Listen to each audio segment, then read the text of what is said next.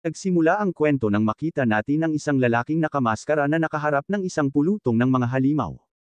Tinatapos niya ang mga ito sa isang iglap, ngunit sinabi niya na ito ay hindi sapat at gusto pa niya ng higit pa. Nakita natin ang isang lalaki sa isang karwahe, tumatakbo palayo sa mga goblins. Ngunit sa kabutihang palad para sa kanya, isang pangkat ng mga mandirigma ang lumitaw, at nagagawa nilang harapin ang mga goblins. Pagkatapos ng kanilang tagumpay, bumalik sila sa bayan, dumaan sa isang gutom na si Faith na nakatayong nagbabantay sa kastilyo. Napapansin niya ang mga ito, ngunit nabigo siya, dahil siya ay hinding-hindi matutulad sa kanila, dahil palagi siyang nagugutom dahil sa kanyang walang kwentang skill, ang gluttony. Namangha ang mga tao nang dumaan sa bayan ang isang grupo ng mga Holy Knights, sila ang trio na magkakapatid na Vlerick. Ngunit nakikita natin na sila ay kakilakilabot na mga tao, habang ang isa sa kanila ay nagpapalayas sa isang magsasaka sa kanilang daan. Tumungo sila sa kastilyo, at sa tarangkahan, ang pinakamatanda, si Raphael, ay nagbigay kay Faith ng kanyang sweldo sa pamamagitan ng paghagis nito sa lupa. Habang sinusubukan niyang kunin, tinapakan ni Hado ang kanyang kamay, ngunit kumakalam ang kanyang tiyan sa mga sandaling iyon, at tinawag siya ni Raphael na nakakadiri. Nagagalit ang magkapatid sa ungol, sa pag-iisip na parang hindi sapat ang ibinabayad sa kanya. Sinimulan nila siyang bugbugin, ngunit iniligtas siya ng isa pang Holy Knight na nagngangalang Roxy, na nagpapaalala sa mga magkapatid ng kanilang tungkulin bilang mga Holy Knight na maging mabait sa mga mamamayan na kanilang sinumpaang protektahan. Nagpa siya ang magkapatid na umalis, at tinulungan ni Roxy si Faith na makatayo.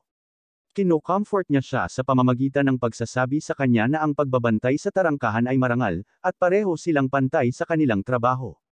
Si Roxy ang pumalit sa pagbabantay sa gate, at hiniling sa kanya na sabihin sa kanya kung may mangyayaring ganito ulit. Ngunit sinabi ni Faith na sanay na siya, at nagpa siya siyang umalis. Nalaman natin na gustong protektahan ni Faith si Roxy sa pamamagitan ng paglayo, at ayaw niyang madamay siya dahil natatakot siyang masaktan din siya ni Raphael. Si Faith ay hinihikayat ng bartender na tumayo para sa kanyang sarili, o maaari siyang mamatay tulad ng huling tao. Sa kanyang pag-uwi, sinusumpa ni Faith ang kanyang gluttony skill dahil sa gutom pa rin siya kahit na may kinain na siya. Nais niyang maipanganak siya na may mas kapaki-pakinabang na kasanayan, at nawala ng pag-asa na wala na siyang magagawa pa, dahil hindi niya mababago kung paano ang mga bagay. Napansin ni Faith ang mga magnanakaw na tumatalon sa ibabaw ng dingding ng kastilyo, kaya nagmadali siyang pumunta kay Roxy upang sabihin sa kanya ang sitwasyon, at iniwan siya nito upang pumalit sa kanyang posisyon, habang tumatakbo siya upang hanapin ang mga magnanakaw. Habang hinihintay niyang matapos ang pambubugbog ni Roxy sa mga magnanakaw, tumakbo ang isa sa kanila. Ang kanyang instincts ay nagsasabi sa kanya na tumakbo, ngunit ang pag-iisip na pinagkakatiwalaan siya ni Roxy sa kanyang posisyon ay nakakatulong sa kanya na magkaroon ng lakas ng loob na manatili. Inihahanda niya ang kanyang sarili sa pakikipaglaban, at napansin niyang nasugatan na ang magnanakaw. Iniipon niya ang kanyang lakas ng loob at tumalon patungo sa lalaki, tinusok siya sa kanyang dibdib at bigla siyang nakarinig ng boses na nagsasabi sa kanya na ang kanyang gluttony skill ay na-activate na, at ang kanyang mga istatistika ay nadagdagan. Si Faith ay nalilito, at ang boses ay higit pang nagsasabi sa kanya na ang mga kasanayan sa identify at telepathy ay idinagdag para sa kanya.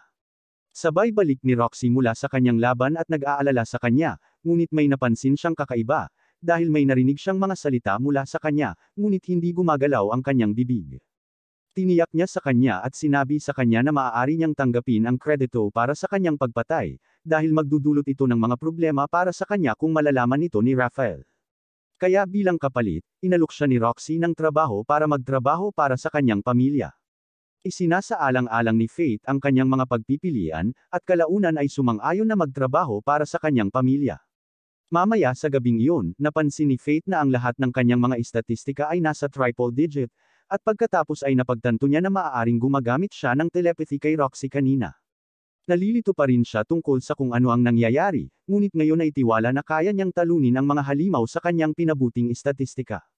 Kinabukasan, lumabas si Faith para maghanap ng espada. Ngunit nang nalaman ng mga ngalakal na siya ay mahirap, sinabi niya sa kanya na kaya niya lamang ang mga espadang basura sa Bariles. Tinitingnan niya ang mga espada gamit ang kanyang bagong identifying skill, at nalaman na ang lahat ng mga espada ay walang silbi maliban sa isa. Nang suriin ni Faith ang espadang iyon, nabigla siya nang bigla itong magsalita sa kanya, nagpakilalang Greed, at sinabihan si Faith na bilhin siya. Nang malaman na alam ni Greed ang tungkol sa gluttony, napagdesisyonan niyang bilhin ito. Nakikita nating pinag-uusapan ng magkapatid na Vlerick ang tungkol kay Roxy na sinusubukang kunin si Faith nang hindi ipinaalam sa kanila muna, ngunit pakiramdam ni Rafael ay hindi na kailangang gawing komplikado ang mga bagay sa pagitan nila at ng pamilyang Hearts, dahil pareho silang bahagi ng 5 dakilang pamilya na sumusuporta sa kaharian, habang binabanggit si Faith bilang walang halaga. Tumungo si Rafael sa distrito ng militar, habang ang kanyang kapatid na babae ay nagtataka kung ano ang kanyang pag-aaralan, kaya sinabi niya sa kanya ang kanyang plano upang malaman kung paano maging immortal.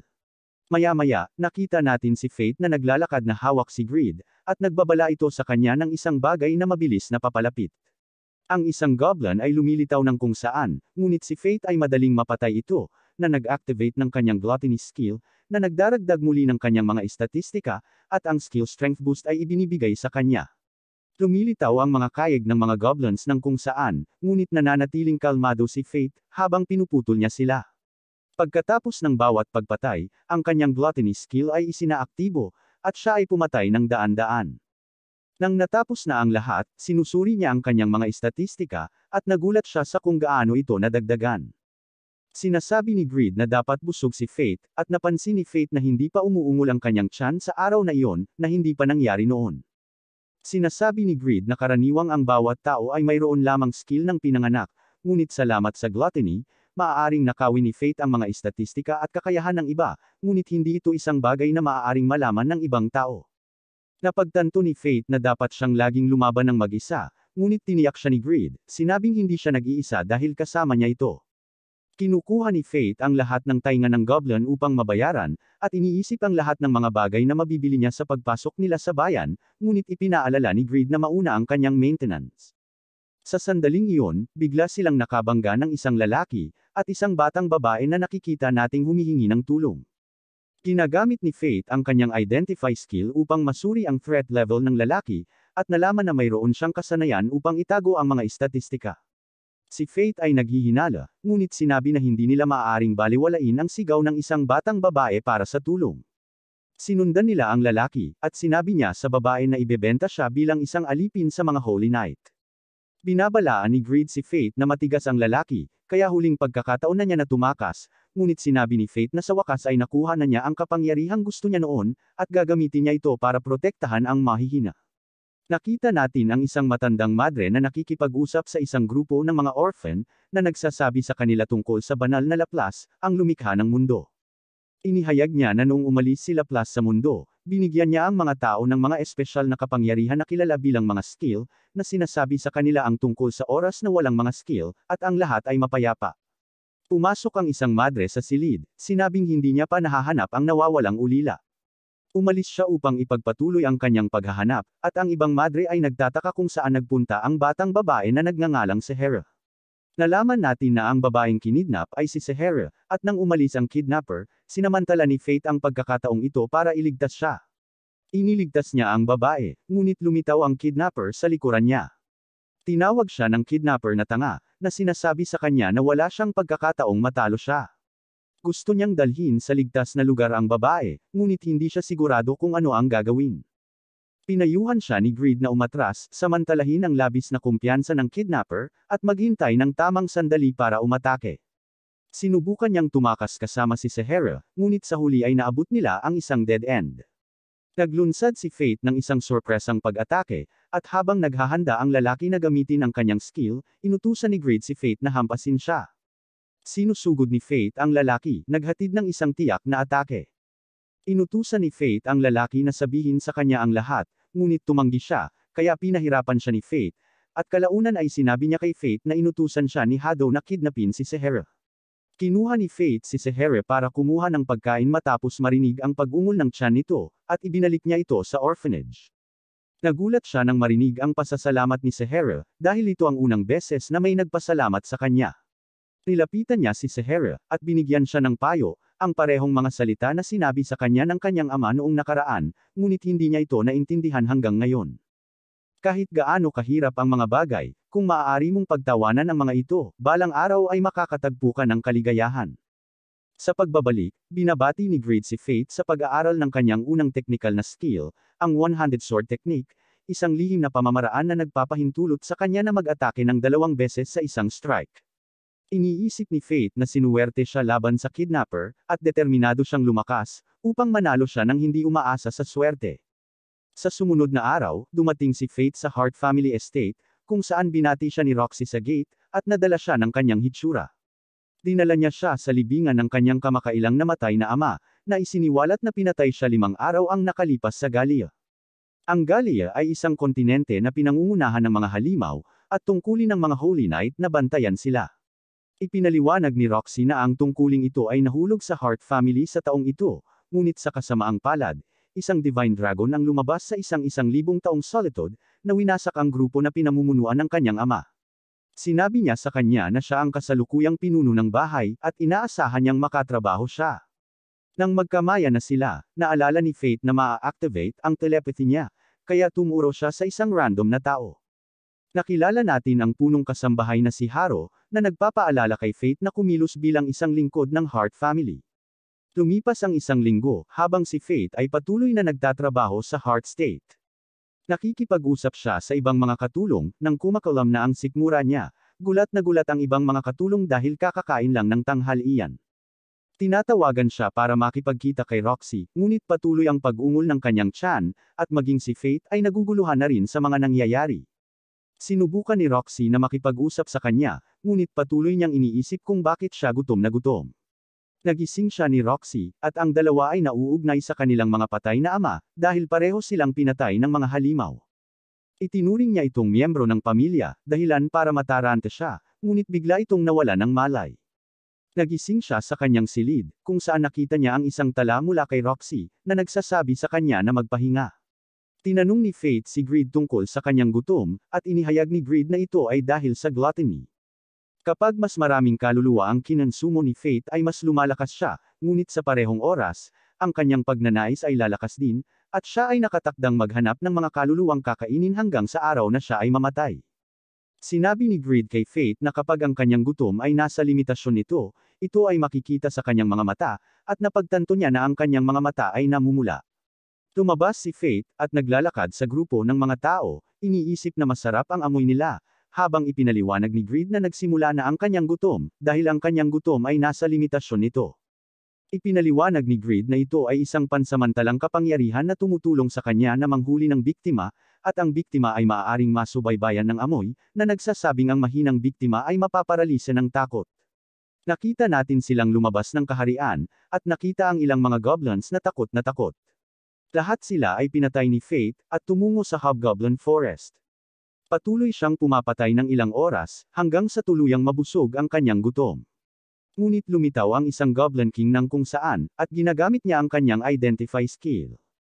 Nakikita natin na pareho silang halos pantay sa mga tuntunin ng istatistika, ngunit ang Goblin King ay may health regeneration skill.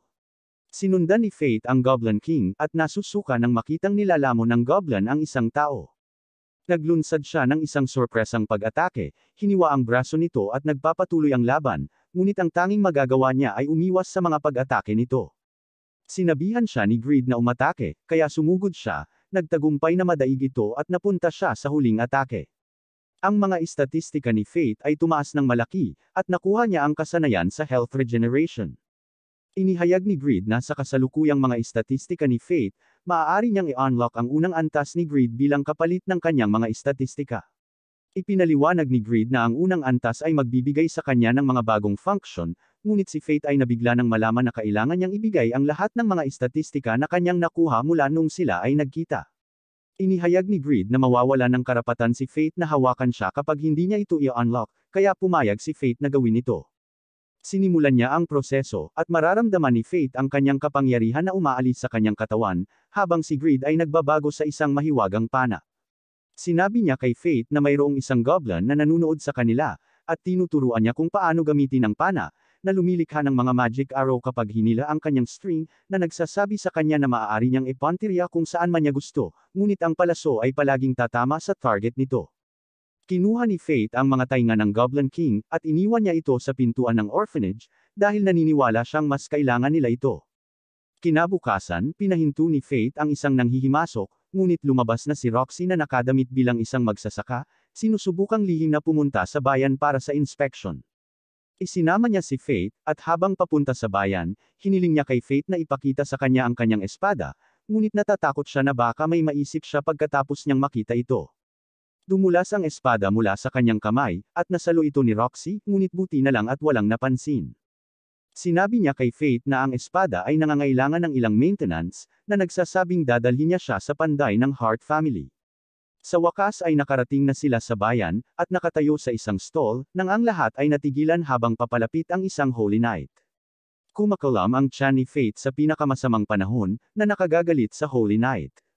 Sinubukan siyang tapakan ng Knight, ngunit pinigilan siya ni Roxy, na nakuha ang atensyon ng lahat. Lahat ay nakatingin kay Roxy, sinusubukang malaman kung ang babaeng magsasaka ay talagang si Miss Roxy. Sinabi ni Greed kay Faith na kung kumilos sila bilang mag-asawa, walang mag-iisip na ang babaeng magsasaka ay si Roxy talaga. Naiisip din ni Roxy ang planong ito, nang sumagot si Faith kay Greed, sa pag-iisip na ito ay isang magandang ideya, kaya't siya ay sumabay dito at nagsimula silang kumilos bilang isang mag-asawa, na kinukumbinsi ang lahat na ang babae ay hindi si Roxy. Habang ang lahat ay nagagambala, silang dalawa ay tumakas, at nagtago sa sulok. Naririnig ni Faith ang kanyang mga iniisip, habang iniisip niya kung paano tumataas ang kanyang puso, dahil ito ang unang pagkakataon na nakipaghawak kamay siya sa isang lalaki.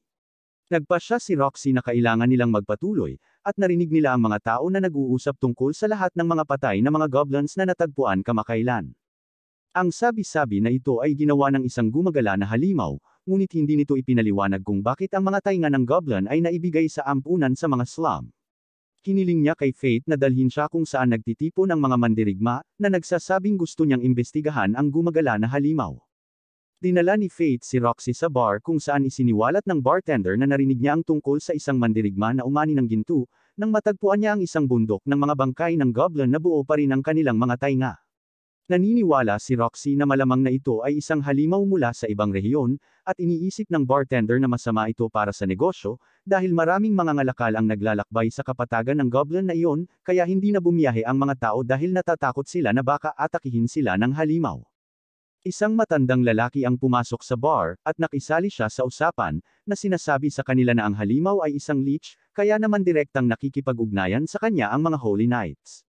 Isang grupo ng mga mandirigma ang pumasok sa bar, at sinabihan si Roxy na sumama sa kanila para masaya.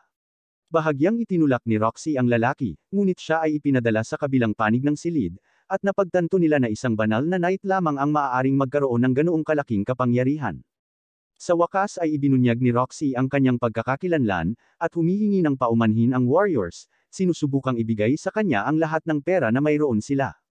Ngunit tinanggihan niya ito, na sinasabi sa kanila na huwag matakot sa mga banal na kabalyero, habang inihayag niya na siya ay nangangarap ng isang mundo kung saan ang mga karaniwang tao at mga banal na kabalyero ay maaaring tumawa ng magkasama. Pumunta sila sa panday, na tinatapos ang maintenance kay Greed, kaya mukha na siyang bagong espada. Habang dumadaan sa bayan, ipinaliwanag ni Roxy na hindi niya alam ang tungkol sa pangangaso, dahil pinamumunuan ito ng pamilya Vlerick, at hindi lang nila sinabi sa kanya. Nakita natin si Hado na may hawak na bata, na nagpapaliwanag na kinukuha lang niya ang isang nawawalang bata bilang proteksyon, ngunit kinuha ni Faith ang bata, at sinabi ni Roxy sa kanila na sila na ang bahala sa kanya. Tinanong ni Roxy si Raphael kung bakit hindi siya sinabihan tungkol sa pangangaso, at sinabi niya na ayaw niyang abalahin siya, dahil malamang naabala ito sa pagluluksa sa kanyang ama. Ang Vlerick ay nagpasya na umalis, habang sina Faith at Roxy ay kinuha ang bata upang hanapin ang kanyang ina, na nagpapahintulot sa kanya na muling makasama ito. Pagka-uwi, humingi ng paraan si Faith kay Greed para manghuli ng mga halimaw nang hindi nalalaman ni Roxy. At kinabukasan, sinabihan siya ni Greed na bumili ng maskara na may perception warping magic, na magpapaiba sa kanya sa sinumang makakita sa kanya. Nakita natin na tinipon ni Raphael ang mga kabalyero sa isang madilim na silid, at tinalakay nila ang excursion sa Gallia. Sa ibang pagkakataon, isang grupo ng mga mandirigma ang nakahanap ng higit pang mga patay na mga goblins, at tumangala sila upang makahanap ng isang leech na nakatayo sa bundok ng mga bangkay. Tinawag itong corpse ng takot na mga mandirigma, at tumakas sila, habang nakikita nating tinatamasa ni Faith ang palayaw na ibinigay sa kanya. Kinabukasan, pumunta si Roxy kay Faith, at sinabihan itong sumama sa kanya, dahil may lihim itong misyon para sa kanya. Pareho silang sumakay sa isang karwahe, at dumaan sa vineyard ng Hart family upang makarating sa kanilang destinasyon, kung saan nakatayo sa pintuan ang ina ni Roxy, si Aisha. Ipinakilala ni Roxy si Faith bilang isang lingkod na kamakailan niyang tinanggap, at tinanong ni Aisha si Faith kung gusto niya si Roxy, na naging dahilan upang sila ay maguluhan. Ngunit ipinaliwanag ni Aisha na gusto niyang malaman ang opinyon nito tungkol kay Roxy bilang isang boss, at sinabi ni Faith na gusto niya itong pagsilbihan hanggang sa katapusan ng kanyang buhay, dahilan para matigilan si Roxy. Nakikita natin si Faith na tinutulungan ang iba pang mga lingkod na mag-ani ng mga ubas, at sinabi nila sa kanya kung paano personal na tinulungan ng mga Panginoon ang paglinang sa lupaing ito sa mga henerasyon, at ipinagmamalaki ng lahat na matutulungan nila ang mga Panginoon. Ipinahayag ng isang tagapaglingkod na oras na rin para sa pangangaso, dahil ang mga halimaw na tinatawag na kobold ay lumilitaw sa panahon ng pag-aani, naghahanap ng pagkain. Ang tiyan ni Faith ay nagsimulang umungol, habang ipinaliwanag ni Greed na ang gluttony ay nangangailangan ng iba't ibang uri ng mga kaluluwa, at ang mga goblins lamang ay hindi makakapagbigay sa kanyang lumalaking gutom. Sa kanyang pag-uwi, nakita ni Faith ang isang misteryosong batang babae na may napakalaking palakol. Sa pagdaan niya, laking gulat ni Faith nang makitang kapareho niya ang mga mata nito. Sinusubukan niyang suriin ang kanyang mga istatistika, ngunit hindi ito gumana. Sinusuri siya ng batang babae, at binanggit na siya ay masyadong maaga. Nagtataka si Faith kung ano ang kanyang tinutukoy, ngunit sinabi lang niya sa kanya na maaari niyang makuha ang mga kobolds, at ipinahayag na may utang na siya ngayon sa kanya, na sinasabi sa kanya na magkikita silang muli. Naabutan ni Roxy, at itinuro niya na ang babae ay isang Gallian. Nalaman natin na ang Gallia ay isang mahusay na military power sa loob ng 1,000 taon na ang nakalilipas, ngunit sa pag-usbong ng mga halimaw, ang kanilang bansa sa kalaunan ay bumagsak, at karamihan sa kanilang mga tao ay napatay, kaya nagulat siya nang makita ang isang survivor. Habang pabalik ang dalawa, iniisip ni Faith kung magiging okay ba talaga si Roxy na manghuli ng mga halimaw ng mag-isa. Ngunit tinitiyak niya sa kanya na ang iba pang mga mandirigma ay makakasama niya, at ito ang kanyang tungkulin bilang isang banal na kabalyero. Kinabukasan, nakita natin ang lahat na nagtatago habang naghahanda silang manghuli ng kobold, ngunit nabigla silang lahat nang biglang lumitaw ang isang napakalaking halimaw. Napaawang ang bibig ni Faith nang makita ito, ngunit alam ni Greed na problema ito, dahil halos nasa gutom na si Faith, at nag-aalala si Faith na makita siya ni Roxy. Sinusuri niya ang stats ng halimaw, at nakita natin na nasa level 50 ito na may nakakabaliw na high stats. Ito ay kilala bilang isang crown beast, at ipinaliwanag ni Greed na ito ay isang halimaw na ipinanganak mula sa naipon na pagsalakay. Sila ay bumalik sa nayon, at ang lahat ay nagpanik dahil hindi nila iniisip na sila ay magkakaroon ng pagkakataon. Ngunit napatahimik sila ni Roxy, tinitiyak sa kanila na papatayin niya ito at sinabi niya sa mga mandirigma na babalik sila sa susunod na araw. Sinabi ni Greed na hindi sila magkakaroon ng pagkakataon, at tumanggi si Faith na mamatay si Roxy, kaya bumalik siya ng mag-isa sa gabing iyon. Nakita niyang may mga kobold sa paligid ng Crown Beast, at iniisip ni Greed kung ano ang plano niyang gawin. Nagsimula siyang umatake gamit ang kanyang bow form, pinalabas ang ilan sa mga ito, habang inaabsorb niya ang kanilang mga istatistika gamit ang kanyang gluttony. Sinubukan niyang barilin ang Crown Beast, ngunit hinaharangan lang ito gamit ang isa sa mga sundalo. Lumapit si Faith gamit ang kanyang espada, na nagpapabagsak ng higit pa sa mga kobolds. Nakikita natin ang kanyang mga istatistika ay tumaas ng malaki, at sa palagay niya ay maaari na niyang tapusin ang boss gamit ang kanyang pana, ngunit nahuli ng beast ang kanyang arrow. Naghahanda siyang labanan ito gamit ang kanyang espada, ngunit biglang gumamit ang beast ng isang skill na pumutok sa kanya ng isang shockwave. Si Faith ay natamba, at isang kobold ang dumating upang tapusin siya. Gayunpaman, bigla itong naputol, at nakita natin si Faith ay nagkukunwaring walang malay. Si Faith ay tumapos ng isa pang kobold na sumisipsip ng mga istatistika nito, at sinabi ni Greed na magagamit niya ang kanyang first level hidden art. Ito ay nagkakahalaga ng 10% ng kanyang kasalukuyang mga istatistika, ngunit dapat itong magbigay daan sa kanya upang talunin ang boss. Tinatanggap ni Faith ang mga kondisyon, at ang kanyang pana ay nakakakuha ng pag-upgrade. Nagpaputok siya ng isang malakas na putok sa beast, tinatapos ito sa isang hit, at iniisip ni Faith na maaaring ito ay overkill. Ang kanyang gluttony skill ay isinaaktibo, ngunit nagdudulot ito sa kanya ng matinding sakit. Nagtataka siya kung ano ang nangyayari, at sinabi sa kanya ni Greed na ito ay dahil ito ang unang pagkakataon na nilamon niya ang isang kaluluwa na may mas mataas na kalidad. Ngunit sinabi sa kanya ni Greed na dapat niyang tiisin ang sakit anuman ang mangyari, kung hindi, mawawalan siya ng kontrol, at mas malala pa ito kaysa sa kanyang starvation state. Sinusubukang pigilan ito ni Faith, ngunit ang sakit ay hindi matitiis, at siya ay sumisigaw sa matinding paghihirap. Kinabukasan, dumating ang mga mandirigma sa kinahinatnan ng massacre, at nagtataka kung ito ay ginawa ng mga magic arrow. Naroon din si Roxy, at iniisip niya kung sino ang maaaring maging sapat na malakas na gumawa ng ganitong kalaking pinsala. Ilang sandali pa, nakita natin na maayos na si Faith, habang si Roxy ay nagpatuloy sa pagsasabi kay Aisha tungkol sa kanyang nakita. Naaalala niya ang misteryosong batang babae na nakita nila noong isang araw, at iniisip niya na malamang na siya ang pumatay sa lahat ng mga halimaw na iyon. Sinabi ni Roxy kay Faith na handa na siyang bumalik sa kabisera, at napansin ni Aisha kung gaano kasaya si Roxy kapag kausap niya ito. Makalipas ang ilang oras, kinausap siya ni Aisha, sinasabing laging suportahan at alagaan si Roxy. Sinabi niya sa kanya na hindi niya kailangan pang hawakan ang prestihiyo o awtoridad, dahil ang mahalaga ay ang pagnanais niyang tulungan si Roxy. Wala na siyang mahabang oras, kaya hiniling niya kay Faith na alagaan si Roxy sa kanyang lugar, at pag-isipan itong mabuti. Sa pag-uwi, iniisip niya ang sinabi ni Aisha, at naniniwala na hindi siya karapat-dapat sa gawain, dahil itinatago niya ang isang mahalagang bagay kay Roxy. Nang gabing iyon, nabigla si Faith nang makitang namumula pa rin ang kanyang mga mata, kahit na nakapatay na siya ng isang grupo ng mga goblins. Ipinaliwanag ni Greed na hindi na mabubusog ng mga goblins ang kanyang gutom, at kailangan niyang makahanap ng mas malalakas na kaluluwa bago siya mawala ng kontrol. Maya-maya, si Faith ay nakaupo sa isang bar, at nagpasya na hindi siya karapat-dapat na tumayo sa tabi ni Roxy, dahil may itinatago siya sa kanya. Pumasok ang matandang lalaki, at nagreklamo kung paano sumali si Hado sa pangangaso ng leech. Malinaw na napupuot siya kay Hado, at hinihiling na maipadala siya sa Galia Expedition, upang siya ay maging pagkain ng halimaw. Ikinabigla nito si Faith, dahil hindi siya makapaniwala na nagpaplano na sila ng isa pang expedition sa lalong madaling panahon, isaalang-alang na kamamatay lang ng ama ni Roxy, at nakikita natin na si Roxy ang napili bilang kapalit ni Hado. Ilang sandali pa, nakita natin si Roxy sa libingan ng kanyang ama, na nagsasabi sa kanya na siya ay napili para sa Galia Expedition. Dumating si Faith, nakikiusap sa kanya na huwag pumunta, ngunit sinabi sa kanya ni Roxy na nagpasya na siya ay pupunta. Samantala, nakikita naman natin na nagdiriwang ang mga Vlerix, dahil malapit na nilang matanggal si Roxy. Iniiwan ng dalawa pang magkakapatid ang natitira kay Hado, dahil aalis na sila patungo sa isang lugar na tinatawag na Tenburn.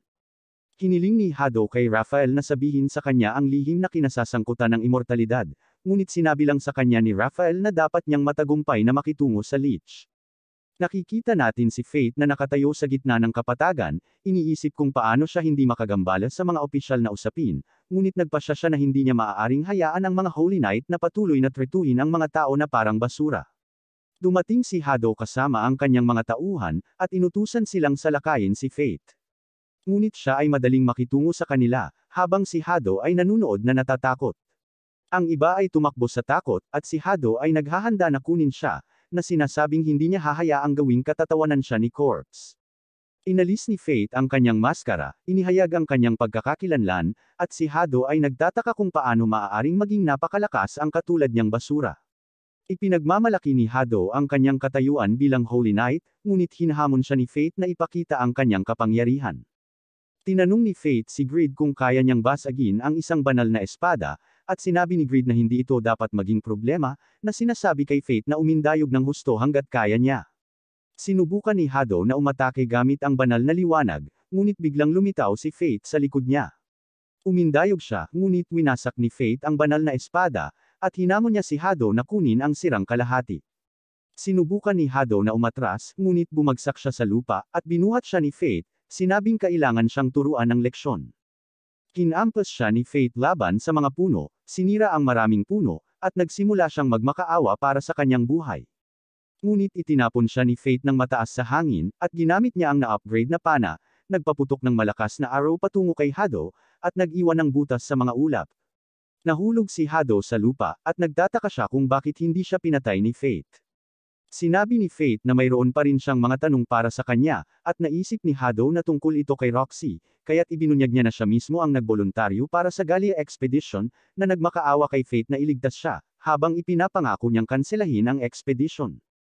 Ipinaliwanag ni Faith na hindi ito para kay Roxy, ngunit para sa kanyang sariling paghihiganti, at siya ay naghahatid ng pangwakas na atake. Muling nag-activate ang gluttony skill na nagbibigay kay Fate ng Holy Sword Technique, na kinakailangan para maging isang Holy Knight ang isang tao. Sinabi ni Greed kay Fate na maaari na siyang ituring na isang Holy Knight, ngunit alam niyang walang sinuman sa kabisera ang tatanggap niyan, na nagsasabing ayaw rin naman niyang maging isa. Sinabi sa kanya ni Greed na maaari na niyang i-unlock ang pangalawang antas, kapalit ng lahat ng kanyang istatistika. Sumang-ayon si Fate na gawin ito, at si Greed ay nagpapatuloy sa pag-upgrade, na inilalantad ang bagong anyo, na isang side na maaaring magputol sa anumang bagay. Kinabukasan, aalis na si Roxy para sa expedition, at nandoon ang lahat para makita siya. Lahat sila ay malungkot, ngunit comfort sila ni Roxy, na nagsasabing ang 3 taon ay hindi isang mahabang panahon, at siya ay pumunta kay Fate, at sila ay nagpaalam sa isa't isa. Ibinigay ni Haro kay Fate ang sulat ng rekomendasyon na iniwan ni Roxy, upang makapaghanap siya ng trabaho sa isang Lord's Manor. Ngunit tinanggihan ni Fate ang liham, sinabi kay Haro na siya ay mabubuhay bilang isang mandirigma mula ngayon. Noong gabing iyon, nalaman natin na balak talaga ni Fate na pumunta sa Galio para suportahan si Roxy.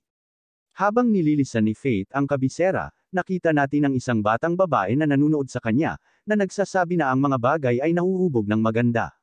Maya-maya, nagbigay ng talumpati si Roxy sa lahat ng tropa sa ekspedisyon, na sinasabi sa lahat na dapat nilang gawin ang kanilang makakaya upang sirain ang Divine Dragon, na nagising mula sa pagkakatulog nito.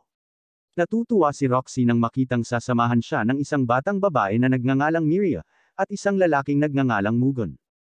Tinawag ni Miria si Mugen na isang hangal dahil sa pagnanais na subukan ang kanyang lakas laban sa isang Divine Dragon, ngunit ipinaliwanag ni Mugen na nagboluntaryo siya dahil sa ama ni Roxy, at gustong ipaghiganti siya. Tinanong siya ni Roxy kung tutul ang kanyang pamilya sa pagpunta niya sa Gallia, ngunit sinabi niya na walang pakialam ang kanyang anak, at gusto lang niyang iuwi ang mga labi ng isang Gallian. Nakita natin na ang anak ni Mugen, si Rain, ay nagtatrabaho bilang isang researcher, sa isang lab na puno ng mga goblins na pinatay ni Fate. Natuklasan niya na ang ilan sa mga sugat ay mula sa magic arrow ng Black Sword, isa sa mga sandata ng Mortal Sin. Nalaman natin na ang mga armas ng Mortal Sin ay gawa sa isang espesyal na material, na maaaring manipulahin ang magic power sa isang mataas na antas, at iniisip ni Rain na maaari nilang palawakin ang posibilidad na spectrum para sa mga kasanayan, na nagsasabing gusto niyang makita ang isa sa mga armas na ito. Dumating si Fate sa Merchant City ng Tetra, at ibinunyag niya na nakapunta na siya doon dati. Natuklasan niya na ang karwahe para sa Gallia ay hindi aalis hanggang sa susunod na araw, kaya nagpa siya si Fate na tipunin ang intel sa ngayon. Sa bar, nakita niya ang isang lalaki na humihingi ng tulong sa isang grupo ng mga mandirigma, ngunit sinabi nila sa kanya na ang pera na inaalok niya ay hindi sapat, at sinimulan nila siyang ebuli. Binugbog sila ni Fate, na pinilit na umalis, at binati niya ang lalaki, na lumalabas na dati niyang kaibigan na nagngangalang Seth. Sa isang pagbabalik-tanaw, nalaman natin na noong bata pa si Fate, binubuli siya dahil laging kumakalam ang kanyang tiyan, at nagkaroon siya ng magandang relasyon sa kanyang ama bago siya tuluyang napatay ng mga halimaw. Ang ama ni Fate ay isang mandirigma na may teknik na sibat, at ito ang dahilan kung bakit siya pinapanatili ng punong nayon. Pagkamatay niya, walang handang mag-alaga kay Fate, at pinalayas siya sa nayon sa utos ng punong nayon. Sa kasalukuyan, pinakiusapan ni Seth si Fate na tulungan siya, ngunit mukhang walang pakialam si Fate, dahil si Seth ay anak ng punong nayon. Pumayag siyang tumulong lamang dahil kailangang pakainin ang gluttony, at magiging perpekto para sa kanya ang mga halimaw na umaatake sa nayon. Dumating sila sa nayon, ngunit nabigo ang punong nayon, dahil ibinalik ni Seth ang dating tinapon na mahina. Sinubukan ni Seth na patunayan ang lakas ni Fate matapos niyang makitang talunin niya ang iba pang mga mandirigma, ngunit hindi naniniwala ang pinuno sa alinman dito. Ibinunyag ng mga taga-nayon na ang mga hiyawan ay narinig mula sa isang kalapit na kagubatan, sa pag-aakalang papalapit na ang mga halimaw, at iminumungkahi ng pinuno na isakripisyo si Fate para mabili sila ng ilang oras. Sa bahay ni Seth, sinabi ni Seth kay Fate ang tungkol sa kanyang asawa na pinatay ng mga halimaw, at pinagsisisihan niya ang paglaki na iniisip na palaging tama ang kanyang ama, na nagpapaliwanag kung paano niya nakuha ang kanyang pagkilos ng mabuti noong ipinanganak ang kanyang anak na babae. Ipinaalam niya kay Fate na unang lumitaw ang mga halimaw mga 1 buwan na ang nakalipas, at ayon sa mga nakasaksi, maaaring lumipad ang mga halimaw. Ang mga taga-nayon ay hindi pa nakakita ng katulad nito noon, kaya nagpa siya silang kumuha ng mga mandirigma upang harapin sila. Ang tiyan ni Fate ay nagsimulang umungol, kaya si Seth ay naghanda para ikuha siya ng pagkain. Sinasabi ni Grid kay Fate na ang mga halimaw na kanilang kinakaharap ay ang mga gargoyles, na nagsimula sa pamamagitan ng pag-atake ng pagsisiyasat upang makita kung ano ang reaksyon ng mga tao. At kapag ang oras ay nasa tama, ang buong pack ay umaatake sa isang kayig. Binigyan ng anak ni Seth si Fate ng isang candy, na kinain niya, ngunit bigla siyang bumagsak. Nagtataka si Seth at ang kanyang anak na babae kung ano ang nangyari, at ipinahayag ng anak ni Seth na kinain lang niya ang candy na ibinigay sa kanya ng lolo. Iniisip ni Grid na nalason ang candy, at seryoso ang punong nayon na gamitin si Fate bilang sakripisyo. Sinubukan ni Seth na gisingin siya, ngunit walang epekto, at napagtanto niya na ang mga gargoyle ay papalapit sa nayon. Umatake na ang mga gargoyle, sinunog ang nayon, at kinakain ang mga taga-nayon.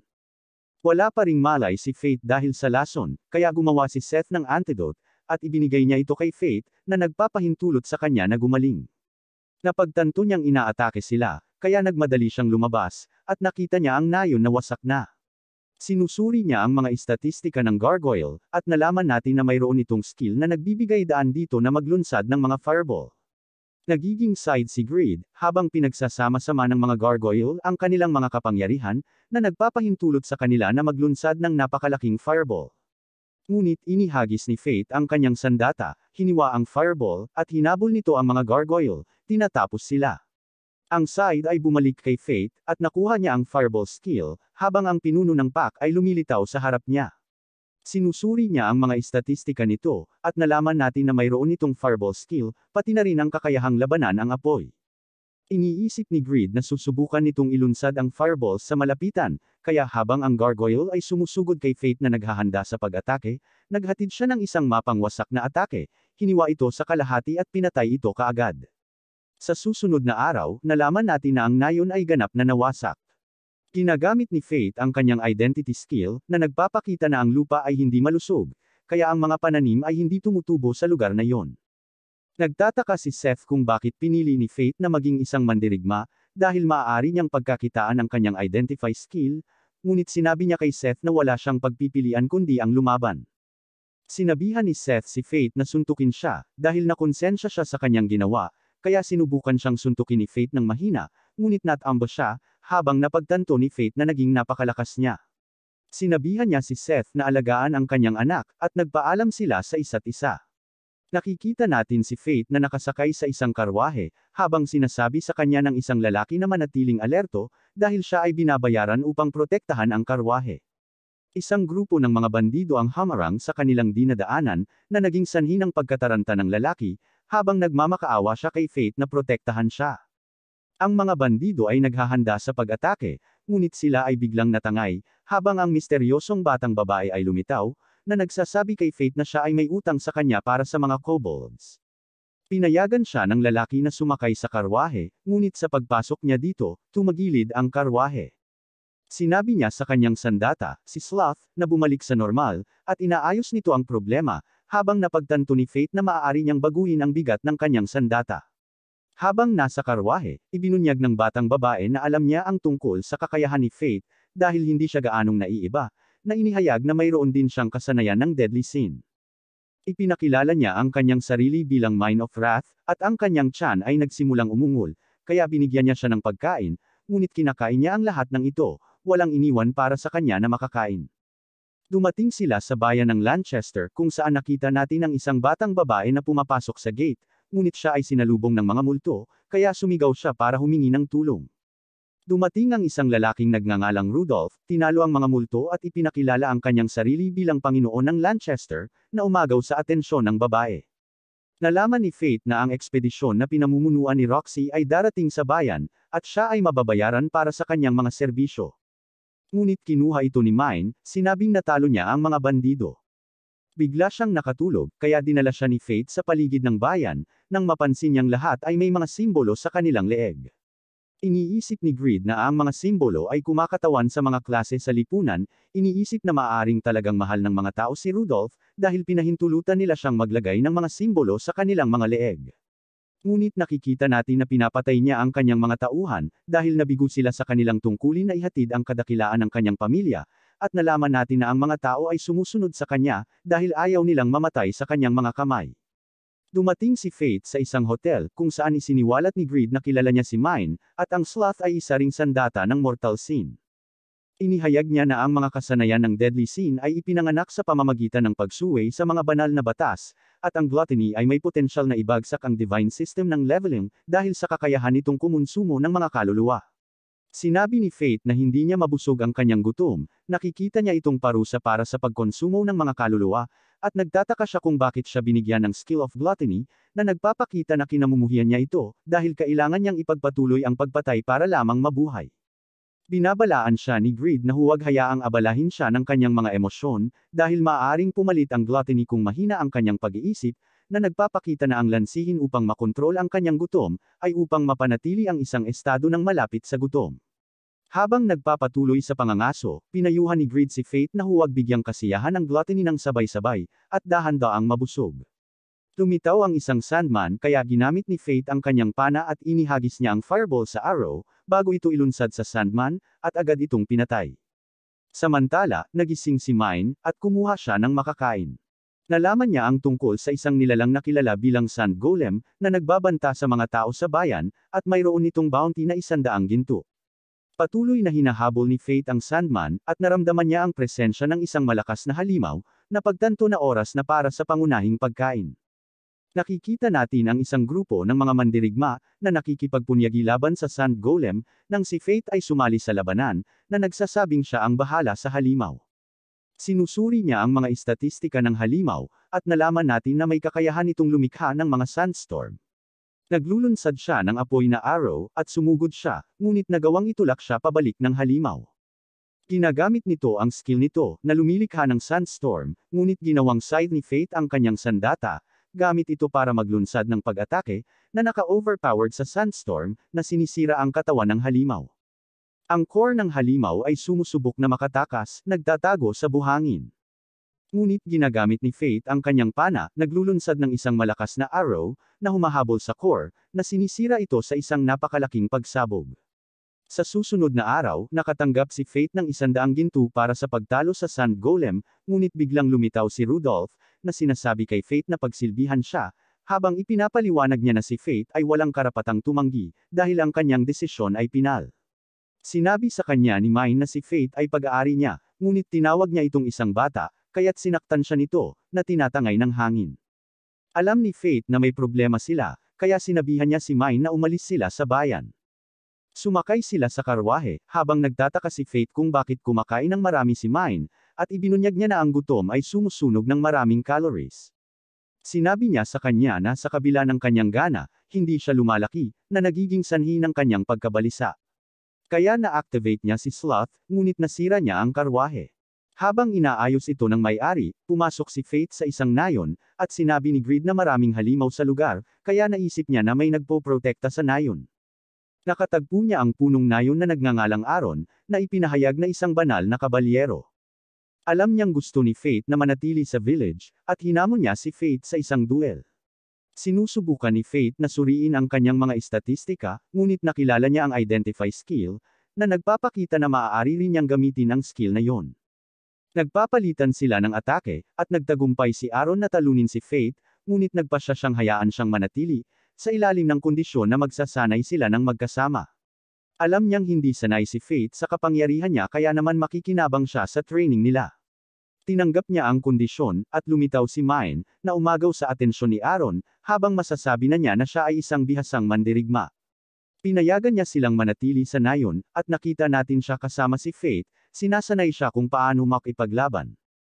Nagpupumilit siyang tamaan si Aaron, ngunit pumasok siya sa kalahating gutom na mode, pagpapabuti ng kanyang bilis, at pinapayagan siyang makasabay sa mga galaw ni Aaron. Nang gabing iyon, nakita natin si Aaron na nakatingin sa malapit na castle, habang nakikita ni Fate ang larawan ng pamilya ni Aaron. Iniisip ni Greed na ang anak ni Aaron ay kamukha ni Fate, iniisip na may kinalaman ang kanyang pamilya kung bakit siya naging punong nayon. Kinabukasan, sinabihan ni Aaron si Fate na protektahan ang kanyang sarili gamit ang isang maliit na sanga, at sinusugod siya ni Aaron. Ngunit hinuhulaan niya ang paggalaw ng espada, at hinayaan niyang dumausdos ang sanga sa talim, na nagpapahintulot sa kanya na ilihis ang atake.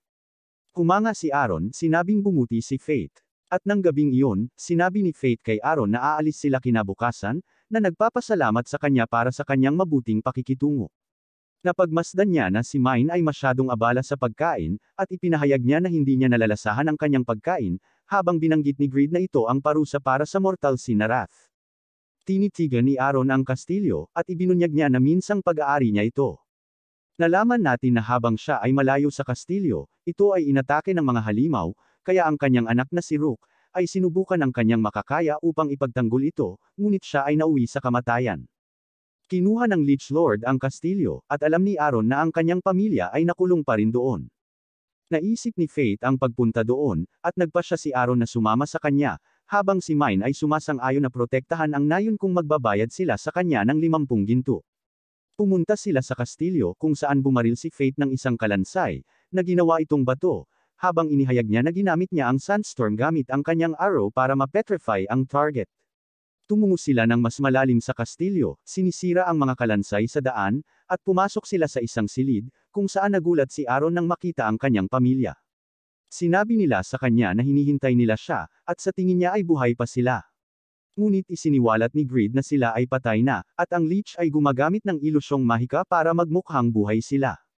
Biglang inatake ni Rook si Aaron, ngunit nagawa niyang harangan ito, itinulak pabalik si Rook. Sinabi ni Rook na hinahamak niya si Aaron, dahil iniwan niya ang kanyang pamilya upang magtrabaho sa kabisera, at sinisisi siya ni Rook sa nangyari sa kanila.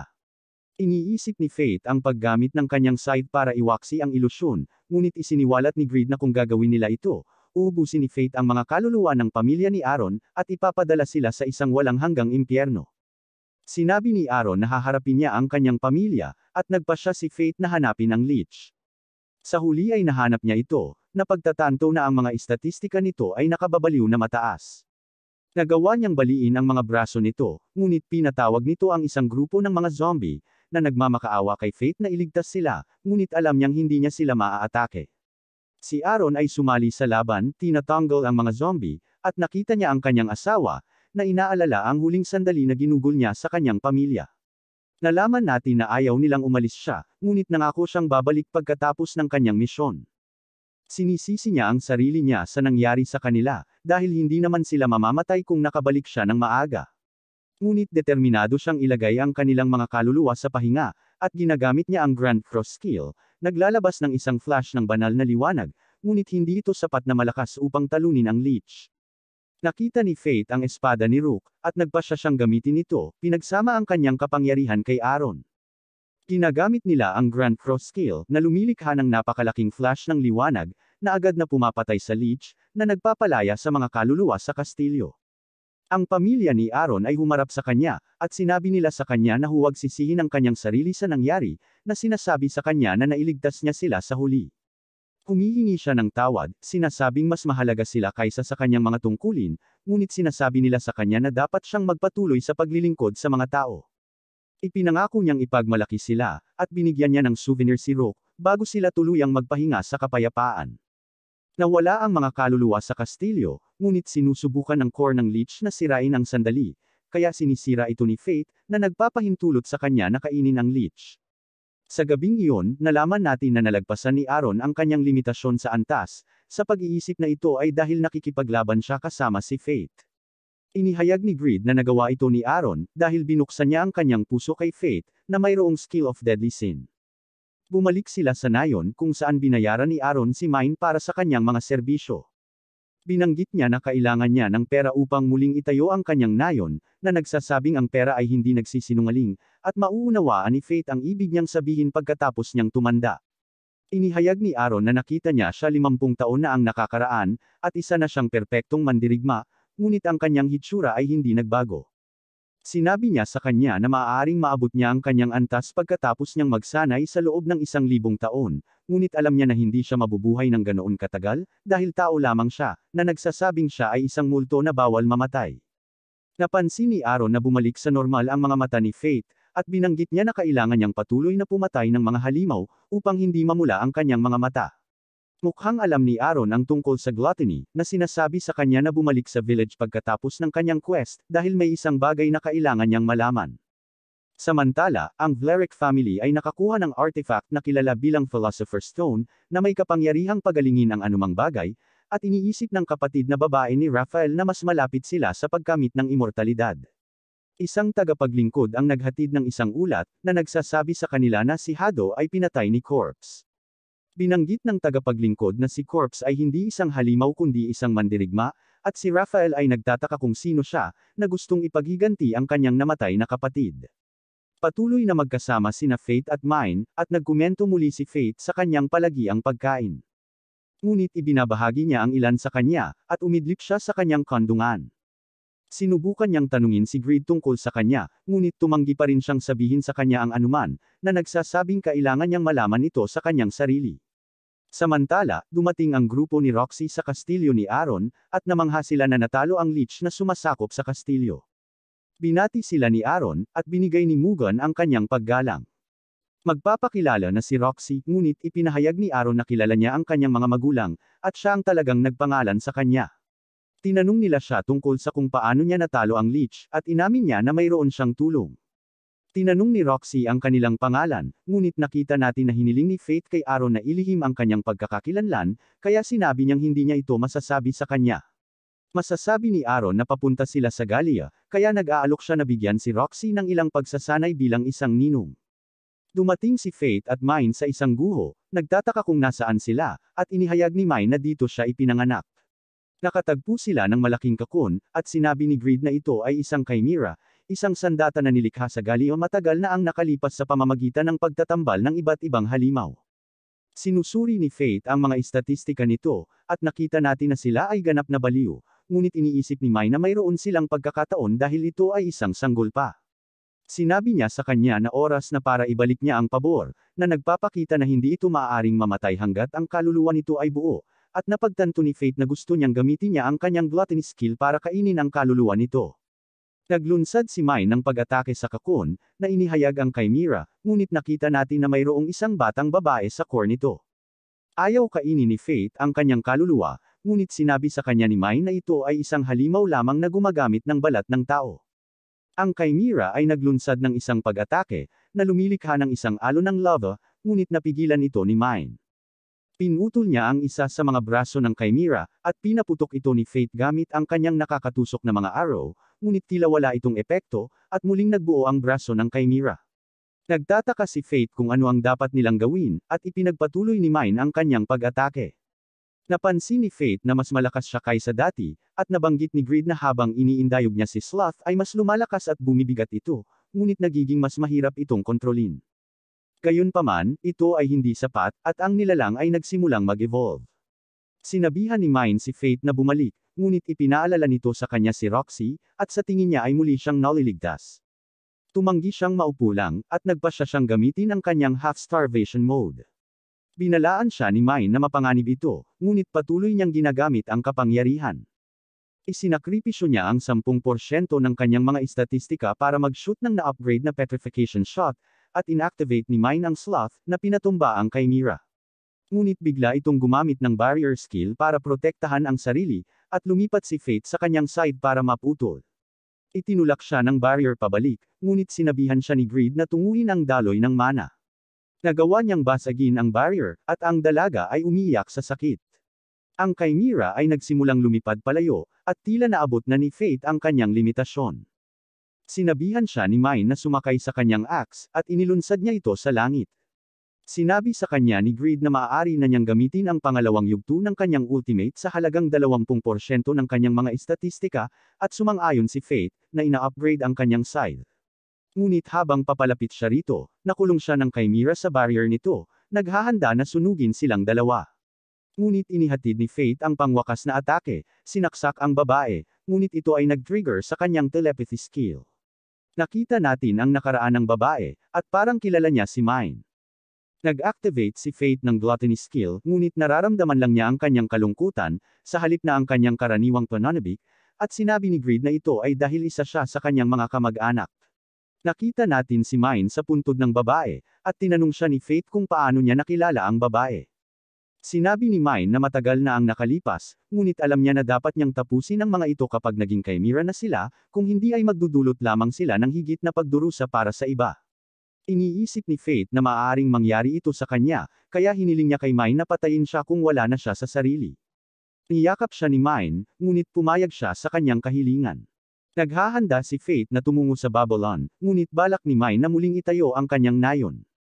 Naramdaman niyang patay na siya bago sila magkitang muli, at nalaman natin na in-unlock ni Fate ang bagong anyo ni Greed na isang magic shield. Tinawag niya itong hangal para sa pag-reset ng kanyang mga estatistika sa ganoong lugar, at nakiusap si Fate sa kanya na tulungan siyang manghuli para mabawi niya ang kanyang mga estatistika. Sila ay nauwi sa paghihiwalay, at si Fate ay nakarating sa lungsod ng Babylon, ang fortress na naghihiwalay sa kaharian mula sa Galia. Hinahanap ni Fate ang tarangkahan, at sinabi sa kanya ni Greed na mali siya ng landas, na nagpapakitang minsang bumisita siya kasama ang dati niyang wielder. Nagtatanong si Fate tungkol sa kanila, at nalaman natin na mayroon din silang deadly sense skill, ngunit hindi sila nakaligtas ng napakatagal. Pagdating nila sa loob ng lungsod, hindi makapaniwala si Fate kung gaano kamahal ang mga bagay kung ikukumpara sa kabisera. Pero biglang may announcement na dumating na ang bagong Lord, at excited na ang mga tao na makita si Roxy. Ngunit biglang napansin ni Fate ang isang kakaibang presensya, at tila naroon para tapusin ang buhay ni Roxy. Nalaman natin na may mga kriminal na nagtitipon sa lungsod ng Babylon, dahil ang kanilang mga krimen ay patatawarin kung mapatunayan nila ang kanilang lakas. Iniisip ni Fate na kailangan ng mga sundalo ang lahat ng tulong na maaari nilang makuha, kaya naniniwala siya na ito ang perpektong lugar para sa kanya. Nakita natin si Roxy, nang makilala niya ang Holy Knight Alistair, na siyang opisyal na namamahala sa Babylon. Ibinunyag niya na naroon siya noong pinatay ang kanyang ama, na sinasabing nagkasala siya sa hindi pagprotekta sa kanya. Ngunit sinabi niya sa kanya na huwag mag-alala, sinabi niyang tutulungan niya itong labanan ang mga halimaw, at sumang-ayon silang magtulungan. Samantala, napansin ni Fate ang isang scabbard, at sinabihan siya ni Greed na bilhin ito. Nakilala niya ang tindera na si Jade, at nagtanong siya tungkol sa item. Ngunit sinabi sa kanya ni Jade na naruroon lamang ito para sa pagpapakita, na nagsasabing maaari siyang lumikha ng isa para sa espada ni Fate. Ipinakita sa kanya ni Fate si Greed, at sa palagay niya ay kamangha-mangha ang espada, na nagsasabing makakagawa siya ng scabbard para sa 500 ginto. Ngunit hindi ito kayang bayaran ni Fate, kaya nagpa siya siyang umalis, at nagreklamo siya tungkol sa kung gaano kamahal ang lahat sa lungsod. Isang banda ng mga mandirigma ang tumawag sa kanya, at aanyayahan na nila siya na sumali sa kanilang party. Ngunit iniisip nila na siya ay mukhang mahina, kaya nagpa siya silang huwag makipagtulungan sa kanya. Habang nangangasu, may napansin si Fate sa himpapawid, habang ipinaliwanag ni Greed na nakakalaso ng mga spores sa lugar, na pinapayuhan siyang huwag lang hapin ito. Nakatagpo siya ng isang grupo ng mga orc, kaya naghahanda siyang harapin sila. Ngunit biglang dumating ang mga mandirigma, at sinimulan nilang patayin ang mga halimaw. Ngunit nakita niya ang isa pang grupo na papalapit, sa pag-iisip na pinaplano nilang palibutan ang mga mandirigma, kaya sumugod siya, habang nagpapaputok sila ng mga palaso sa kanya. Ngunit ginagamit niya ang bagong magic shield form ni Greed, na sinisira ang mga arrow, habang sinasabi ni Greed na kaya niya ang anumang pag-atake sa form na ito. Pinayuhan niya si Fate na sugurin ang mga orc, kaya sumugod siya, hinaharangan ang kanilang mga pag-atake, habang pinapasok niya ang kanyang kalasag sa kanila, na inilabas silang lahat sa isang iglap. Pagkatapos ng laban, nagtataka siya kung bakit hindi kumilos ang kanyang gluttony skill, dahil kadalasan ay nagpupumilit siya pagkatapos kumonsumo ng maraming kaluluwa, iniisip na dahil ito sa pagsasanay nila ni Aaron. Pumunta siya sa palitan, nagbabalak na ibenta ang kanyang pagnakawan. Ngunit inakusahan siya ng mga mandirigma ng pagnanakaw, na sinasabing sa kanila ang mga kalakal. Sinabihan niya silang umatras, ngunit patuloy nila siyang ginugulo, nagbabantang papatayin siya, kaya binugbog niya sila. Nakatanggap siya ng 100 ginto para sa kanyang loot, at sa sandaling iyon, pumasok si Roxy sa silid, tinanong siya kung siya ang may pananagutan sa gulo. Ngunit ipinaliwanag niya na kumilos siya bilang pagtatanggol sa sarili, at sa palagay niya ay responsable siya sa hindi niya mapanatili ang kaayusan sa lungsod, kaya nagpa siya siyang huwag siyang parusahan. Ngunit sinabi niya sa mga mandirigma na sila ay magpapalipas ng gabi sa bilangguan, na nagsasabing dapat nilang pag-isipan ang kanilang mga aksyon. Sinabi ni Miria kay Fate na tanggalin ang kanyang maskara, ngunit sinabi sa kanya ni Roxy na hindi na ito kinakailangan, habang nagtatanong siya tungkol sa kanyang pagkakakilanlan. Sinabi niya sa kanya na ang kanyang pangalan ay Corpse, at nakita niya itong kakaiba, pinayuhan siyang alagaan ang kanyang hitsura, dahil siya ay mukhang isang magulo. Nakikita natin siyang naglalakad sa paligid ng lungsod, at natutuwa siya na hindi siya nakilala ni Roxy. Ngunit iniisip niya ang kanyang hitsura, iniisip na hindi niya kayang linisin ang kanyang sarili. Ngunit sa sandaling iyon, nilapitan siya ni Jade, na inihayag na kakabukas lang niya ng kanyang tindahan, at sinabi niya kay Faith na may alok siya para sa kanya. Dinadala niya si Faith sa kanyang shop, sinasabing alam niya kung ano ang nangyari sa exchange, kaya nakikita niya ang potensyal kay Faith, na tinatanong siya kung maaari siyang magsuot ng suit of armor para sa advertising. Pumayag siyang makipagtulungan kay Jade, kaya binigyan niya si Faith ng suit of armor, na sinasabing makukuha niya ito sa halagang 80 ginto. Nagulat siya na sinisingil siya ni Jade dahil sa akala niya ay libre iyon. Ngunit matapos makita ang kanyang reaksyon, pumayag si Jade na bigyan siya ng diskwento. Habang naglalakad sa paligid ng lungsod, napansin ni Faith ang isang grupo ng mga tao na nagtitipon sa isang tavern, kaya nagpasya siyang tingnan ito, ngunit nakaramdam siya ng kakaibang pakiramdam nang makita niya ang isang babae. Nilapitan siya ng dalaga, sinabing kanina pa niya ito hinihintay, at alam na niya kung sino ito. Ipinakilala ang sarili bilang si Eris, ang Sin of Lust. Nagpapalipas sila ng oras na magkasama, habang sinabi ni Faith na may kakaiba siyang nararamdaman sa tuwing tumitingin ito sa kanya. Ipinaliwanag niya na ito ay isang side effect ng kanyang lust skill, na nagpapakita na ang mga tao ay umiibig sa tuwing tumitingin sila sa kanya. Ibinunyag niya na matagal na niyang pinagmamasdan siya, alam niyang natalo niya ang Chimera. Ngunit sinabi niya sa kanya na mayroong higit pang mga Chimera sa Gallia, at sa palagay niya ay hindi sapat ang lakas ng mga banal na knights para talunin sila. Sinabi niya sa kanya ang dahilan kung bakit siya naghihintay para sa kanya, na nagpapakita na siya ay isang tagapag-alaga ng kaharian, at siya ay nagtatrabaho para sa isang mas magandang kinabukasan. Sinabi niya na ang kamatayan ni Roxy ay makikinabang sa kaharian, na sinasabi sa kanya na kailangan niyang mamatay sa Gallia. Ngunit siya ay nabalisa, iniisip kung plano niyang patayin siya. Ipinaliwanag ni Eris ang phenomenon of aggression, na nagsasabing nananatili ang puot ng isang halimaw pagkatapos itong mamatay, at naipon ito sa paglipas ng mga taon hanggang sa ipanganak ang isang crown beast. Sinabi niya sa kanya na maaari rin itong mangyari para sa mga tao, na ipinapaliwanag na kinasusuklaman ng mga tao ang mga Holy Knight, at si Roxy lang ang mahal nila. Kaya't ang kanyang kamatayan ay mag-iipon ng higit na aggression, at ito ay magsilang ng isang makapangyarihang tao, na maglilingkod sa kaharian sa hinaharap. Ngunit ayaw ni Faith na mamatay siya, kaya nagalit siya, at nagpasya siyang umalis. Gayunpaman, sinabi ni Eris na ang plano ay kumikilos na, at walang makakapigil dito. Nakikita natin si Roxy na nakikipaglaban sa mga orc, at mukhang nanalo sila. Pero nakita natin si Alistair na nakatitig kay Roxy, at parang may iniisip siya. Iniulat ni Alistair na nawalan sila ng kontak sa material na gathering squad sa malaking canyon sa Gallia. Nag-aalala si Roxy para sa kanila, kaya agad siyang nag-utos ng rescue mission. Samantala, sinabi ni Jade kay Faith ang tungkol sa material ng Duskstone na kailangan para sa kanyang scabbard, ngunit sinabi niyang naubusan na siya nito. Iminumungkahi ni Greed ang paghahanap mismo ng Duskstone, at nalaman natin na ito ay matatagpuan lamang sa Gallia. Nagmarka si Jade ng mapa para sa kanila, at naghahanda na silang umalis. Habang nasa daan sila, mas marami silang orc na nadatnan, ngunit madali silang tinatakbuhan ni Faith gamit ang kanyang kalasag.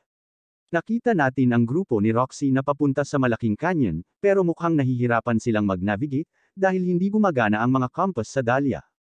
Gayunpaman, sinabi ni Roxy na maaari nilang tansyahin ang kanilang lokasyon sa pamamagitan ng konsentrasyon ng mga orc, dahil mayroong isang orc colony malapit sa canyon. Kaya kung mas marami ang mga orc, mas malapit sila. Si Faith ay nagpapahinga para sa gabi, ngunit natagpuan niya ang kanyang sarili sa isang kakaibang panaginip. Nakita niya ang babae mula sa Chimera, at sinubukan nitong sabihin sa kanya ang isang bagay, ngunit hindi niya marinig ang sinasabi nito. Ang lahat ay biglang naging pula, at ang kanyang mga nahulog na kalaban ay sumulpot, hila-hila siya pababa sa tubig. Nagising siya mula sa panaginip, nagtataka kung ano ang ibig sabihin nito, ngunit nakita niya ang mga halimaw na papalapit.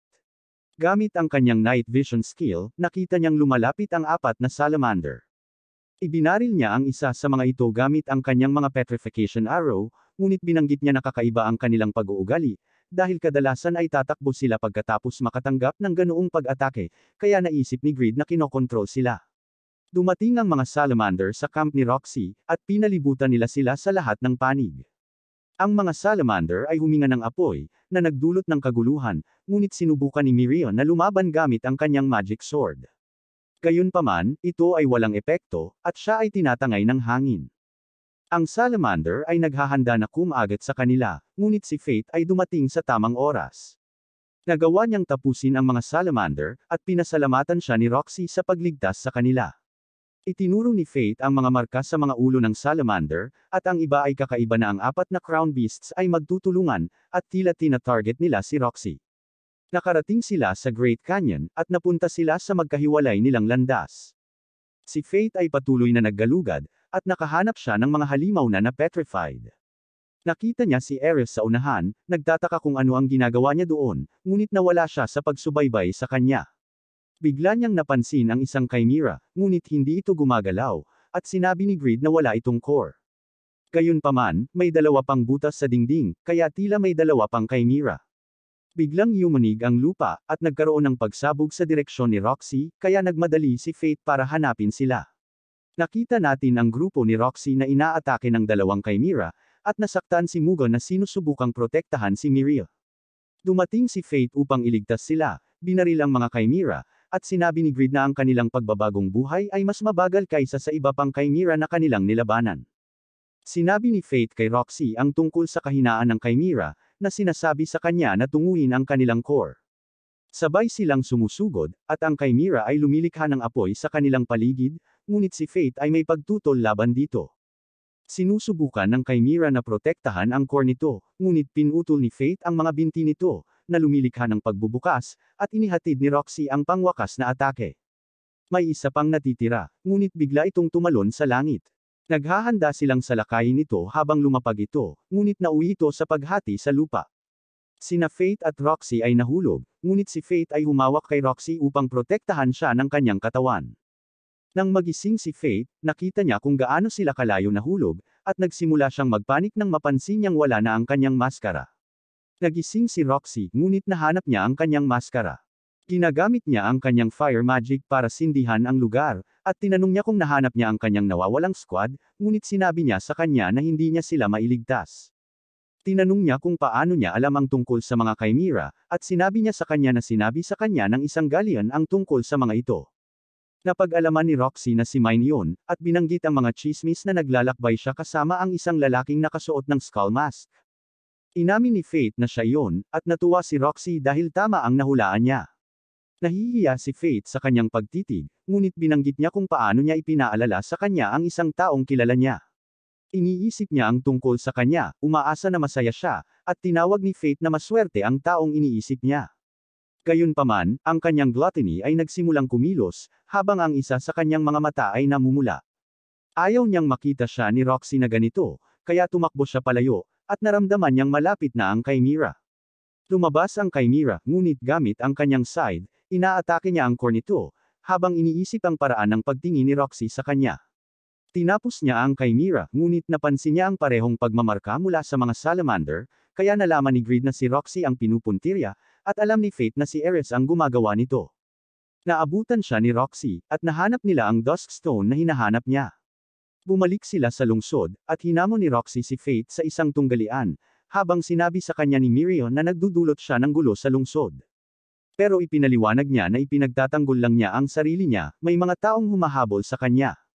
Sinabi sa kanya ni Roxy na hindi niya maaaring palampasin ang kanyang mga aksyon, sinabi na dapat siyang sumali sa kanyang army, dahil walang gustong manggulo sa kanila. Ngunit tumanggi siyang sumama sa kanila, kaya naghanda itong labanan siya, na sinasabi sa kanya na bumunot ng kanyang espada. Ngunit iniiwan niya ito sa scabbard, kaya sa tingin niya ay minamaliit siya nito. Sinabi niya sa kanya na hindi siya magpipigil, at nagsimula silang maglaban, habang nagtataka siya kung bakit hindi niya ito madaig, dahil ang kanyang mga istatistika ay dapat na mas mataas. Napagtanto niya na ang kanyang diskarte ay higit na mataas, at siya ay namamahala sa isang hit, nag-iiwan ng isang bitek sa kanyang maskara. Nagbanta siyang ilantad siya kung hindi siya seryosong lalaban, kaya pinakawalan niya ang kapangyarihan ng kanyang scabbard. Kinikilala ito ng lahat bilang isang holy sword skill, habang ipinapaliwanag niya na ang scabbard ay ginawa mula sa Duskstone, at pinapabuti nito ang kanyang mga diskarte sa banal na espada. Sinusugod niya ito, nagtagumpay na madaig siya, ngunit habang naghahanda siyang tapusin ang laban, nakita niya ang kwintas na suot nito, at nakilala niya ito, na naging dahilan upang siya ay magambala. Dinasarmahan siya ni Roxy, na nagpapahintulot sa kanya na makamit ang tagumpay, ngunit nagtataka siya kung bakit binitawan niya ang kanyang pagbabantay.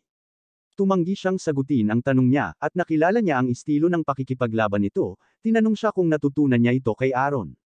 Ibinunyag niya na nakatagpo niya siya sa kanyang paglalakbay, at binanggit niya ang isang manlalakbay na may napakalaking kapangyarihan, na iniisip kong si Faith ang tinutukoy niya, ngunit sinabi niya sa kanya na tumuon sa kanyang misyon.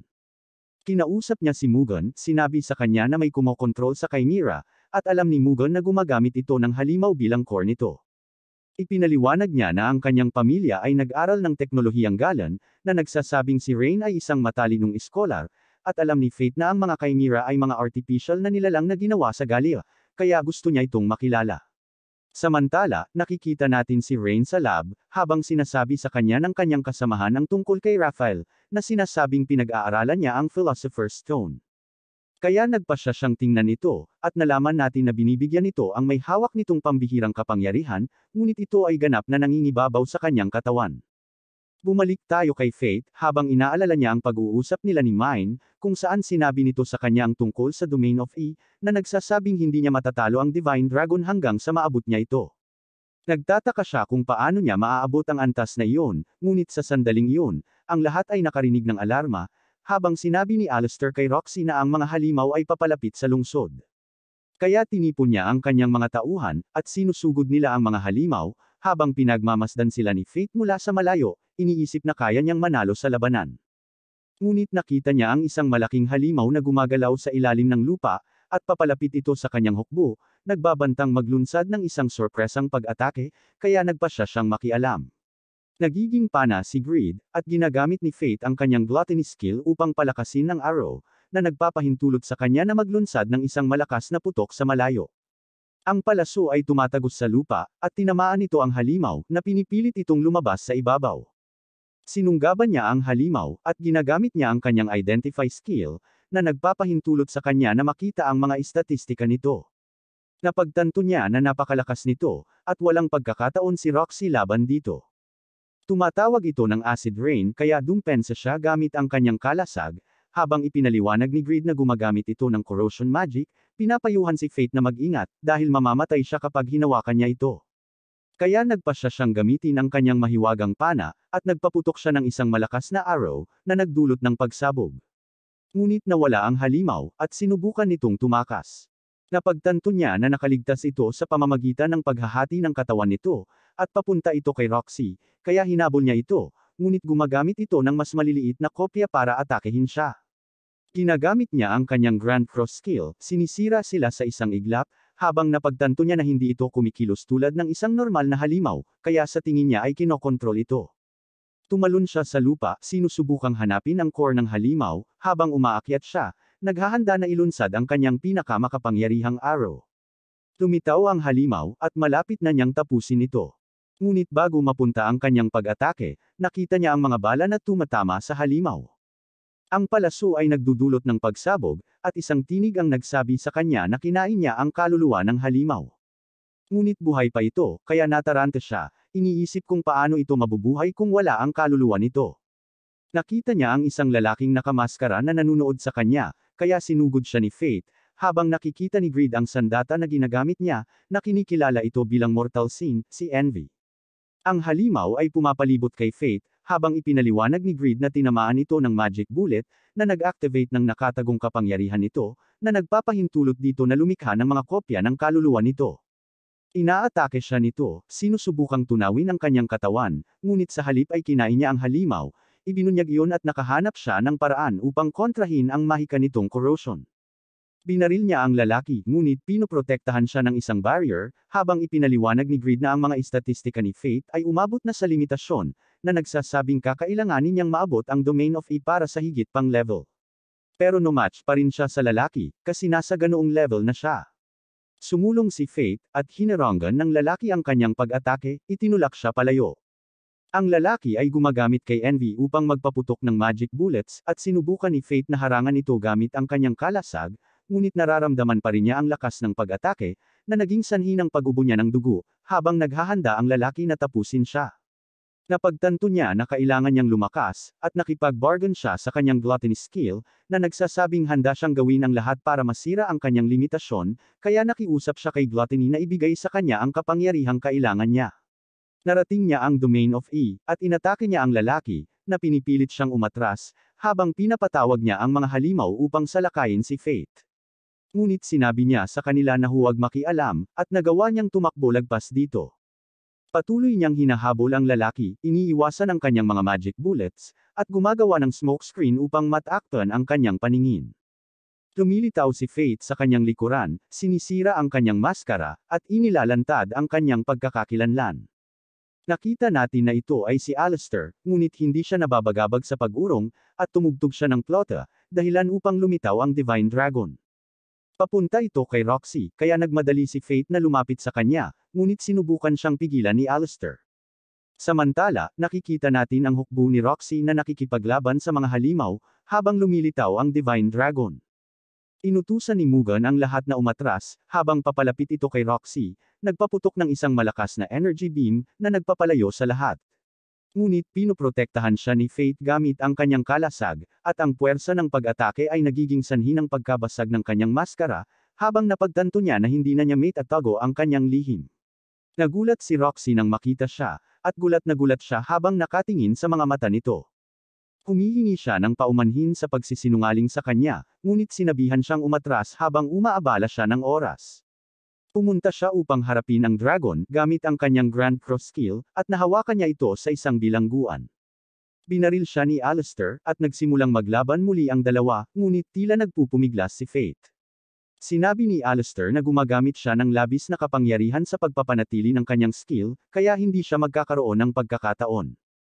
Nabigo si Fate na matamaan, at pinutol ni Alistair ang kanyang braso. Naghahanda si Alistair na tapusin siya, ngunit bigla siyang nasaksak mula sa likuran, habang ipinahayag ni Fate na ginamit niya ang illusion magic, at pinutol niya si Alistair. Ang kanyang gluttony skill ay nag-activate, at bigla niyang nakita ang kanyang sarili na napapalibutan ng puti. Muli niyang nakita ang dalaga mula sa alaala ni Mine, at ipinakilala niya ang kanyang sarili bilang si Luna. Pinasalamatan niya ito sa pagpatay sa kanya, ngunit humihingi ng paumanhin habang nabibitak ang sahig, na nagsasabing hindi na siya makakapit. Napagtanto ni Fate na siya ang pumipigil sa kanyang gluttony na mag-berserk, at binalaan siya nito na kung lalamunin niya ang Divine Dragon, mawawala siya sa kanyang sarili. Ang sahig ay gumuho, ngunit si Fate ay nahuli ni Greed. Nagulat si Fate nang makita siya, ngunit sinabi sa kanya ni Greed na kailangan na nilang umalis. Pinasalamatan niya si Luna para sa kanyang babala, ngunit ipinasya niya ang kanyang sarili na talunin ang dragon. Nakabalik sila sa labas, ngunit nakalaya ang dragon mula sa kanyang skill. Nagtataka si Greed kung ano ang gagawin niya sa isang braso lang, pero bigla siyang hinagis ni Fate. Sinuntok ni Fate ang dragon, at pinutol niya ito. Habang ang dragon ay bumagsak, nagpaputok ito ng enerhiya sa kanya, ngunit pinalakas niya ang kanyang mga istatistika gamit ang kanyang overload skill, pinuputol ang putok, at hinahati ang dragon sa kalahati. Bumagsak ang dragon sa lupa, at nilalamon ng gluttony ni Fate ang kaluluwa. Nakakaramdam siya ng matinding sakit, at malapit na siyang mag-berserk, ngunit isinakripisyo niya ang lahat ng kanyang mga istatistika upang i-unlock ang panghuling anyo ni Greed, upang maiwasan ang kanyang sarili na magdulot ng pinsala. Lumilitaw si Mine, na binabanggit na hinayaan niyang kainin siya ng kanyang skill, at hiniling sa kanya ni Fate na tapusin siya. Naghahanda siyang tuparin ang kanilang pangako, ngunit bigla siyang iniligtas ni Roxy.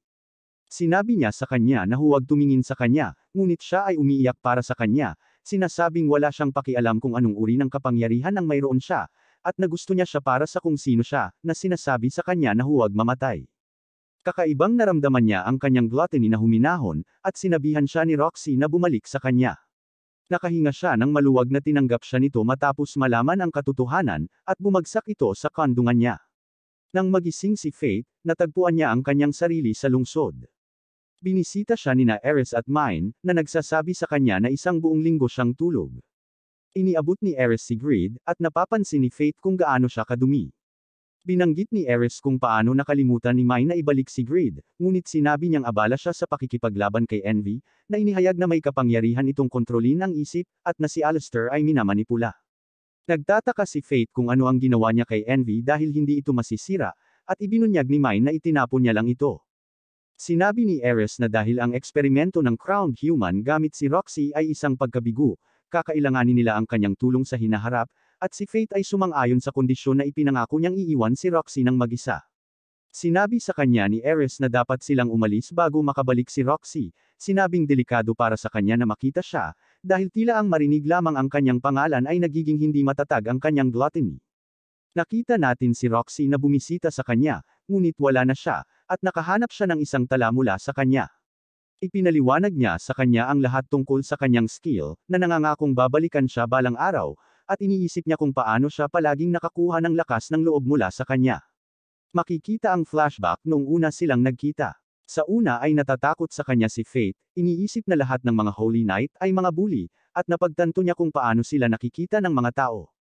Nahihiya siya at humingi ng paumanhin sa kanya, ngunit ang kanyang tiyan ay kumakulam, kaya't binibigyan niya siya ng kanyang pagkain. Natutuwa siyang nakilala niya ang isang mabait na Holy Knight, at nagawa niyang ipagmalaki ang kanyang sarili. Iniisip niya kung kailan sila muling magkikita, at nangako siyang lalakas para maprotektahan niya ito. Nakita natin si Fate na gumagamit ng bagong staff form ni Greed, at naibalik niya ang kanyang braso. Magkahiwalay ang landas nina Ares at Mine, at nagsimula si Fate kasama si Greed para humanap ng paraan para kontrolin ang kanyang gluttony. Pero dyan nagtatapos ang video na ito, tandaan na i-like at mag-subscribe sa channel, salamat sa panunood, at magkikita pa tayo sa susunod.